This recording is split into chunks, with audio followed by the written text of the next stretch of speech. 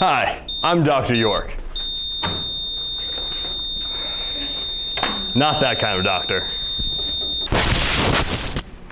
I'm a doctor of communication. Did you know only 7% of communication is the words that we say? That means 93% of communication is nonverbal communication. For example, gestures mean a lot. The most open thing you can possibly do is show the palms of your hands. Now, speaking of hands, let's talk about handshakes. What do you need to give a really good handshake? Help! That's right, Sean. Help. A handshake says a lot about a person. Rule number 1, always stand up to shake someone's hand. Rule number 2, don't be a bone crusher. Rule number 3, don't be a weakling. Ugh. Also, gentlemen, please be sure to shake a woman's hand the same way you would shake a man's hand. So if you're someone fancy, like the president, and you take a number of pictures, make sure you're on the camera, the audience side's left side. So when you shake someone's hand, your hand is on top. It makes you look more powerful for those pictures.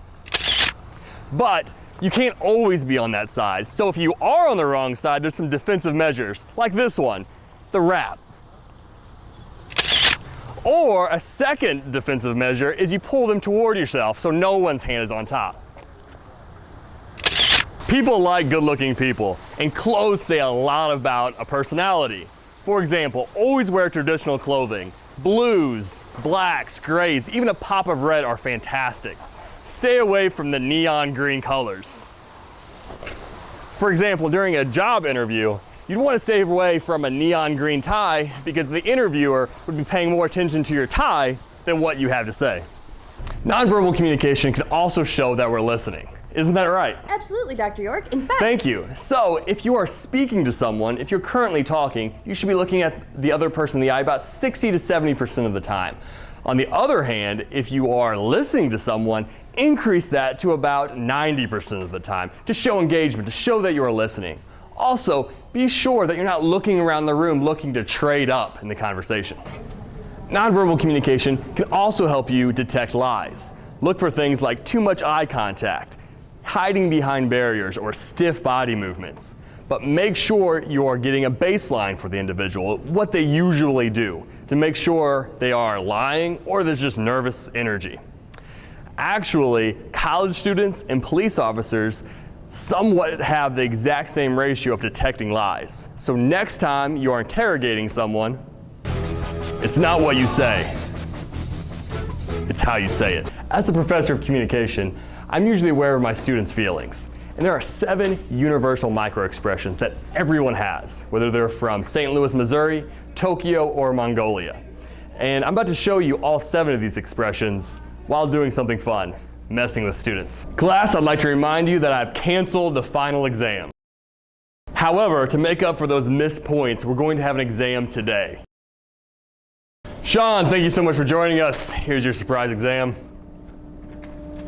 And since Sean didn't make it a priority to be on time today, I'm doubling the points on this exam. And here's where it gets fun. I don't even like tuna. Yeah, those look like a big F. Here's a tip for interviewing on air or for a job interview. Have you ever played the lava game as a child? Pretend the back half of your chair is lava. This will force you to either sit up straight or lean forward looking engaged. My research shows that you can increase memory recall by 22% just through nonverbal communication. One of those steps, is getting rid of all the barriers. You don't need those anyway. Sorry, buddy. Would you believe me if I told you that you could increase your own confidence through nonverbal communication? Simply the Superman pose.